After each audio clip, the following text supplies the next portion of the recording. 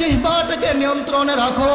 যদি তুমি তোমার জিহ্বাটাকে নিয়ন্ত্রণে রাখতে পারো, তাহলে আমি তোমাদেরকে বলে দিচ্ছি, তোমরা মৃত্যুর পরে সোজা জান্নাতে চলে যাইবা।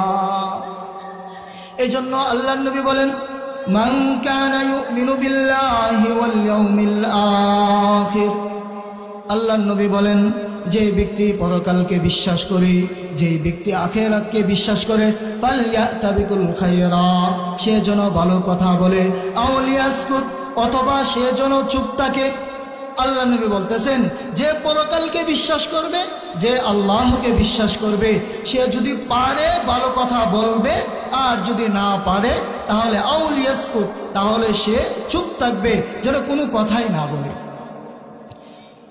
উম্মে হাবিবা রাদিয়াল্লাহু তাআলা আনহা থেকে বর্ণিত, আল্লাহর নবী বলেন, কুল্লু কালাম ইবনি আদম লা ইল্লা লাহু আও আমরুন বিমারুফ আও নাহয়ুন আন মুনকার আও যিকরুল্লাহ।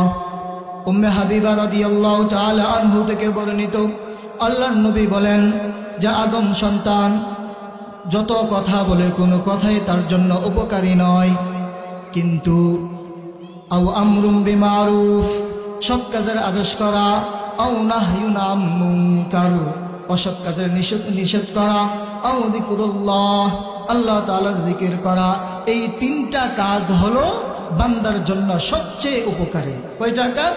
তিনটা কাজ। একটা কাজ হলো যে আমি সৎ কাজের আদেশ করব আর অসৎ কাজের নিষেধ করব, আর যখনই সময় পাবো আল্লাহ তাআলার জিকির করব। এই জিকির দ্বারা উদ্দেশ্য হচ্ছে আল্লাহ তাআলার ইবাদত করা।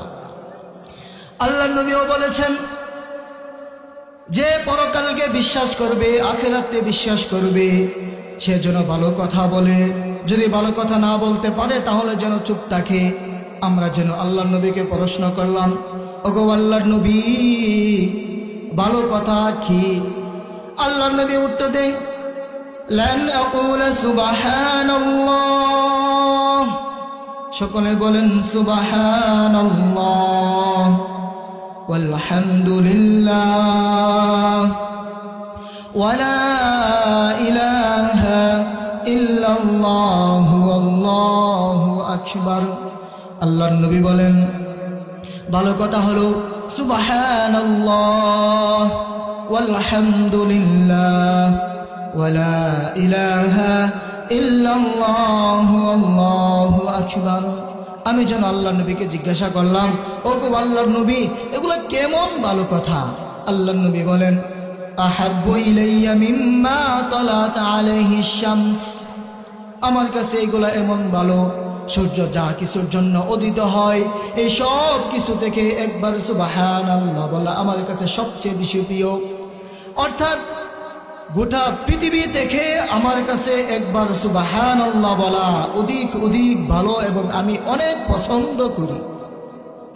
আল্লাহর নবী বলেন, গোটা পৃথিবী থেকে যদি আমাকে দেওয়া হয়, সমগ্র দুনিয়াকে যদি আমাকে দেওয়া হয়, আমি এতটাও খুশি হব না যতটা না খুশি হব একবার সুবহানাল্লাহ বললে। বলেন সুবহানাল্লাহ। আমি যদি একবার সুবহানাল্লাহ বলা আল্লাহর নবীর কাছে এত প্রিয়, এত প্রিয়, গোটা পৃথিবীর চাইতেও আল্লাহর নবীর কাছে একবার সুবহানাল্লাহ বলা প্রিয় ছিল। আর আজকে আমাদের কি অবস্থা?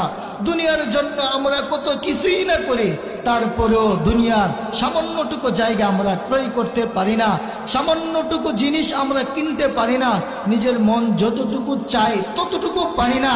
আর অথচ আল্লাহর নবী বলে গিয়েছে, সমগ্র পৃথিবীর চাইতে, গোটা দুনিয়ার চাইতে আমার কাছে একবার সুবহানাল্লাহ বলা সবচেয়ে বেশি প্রিয়।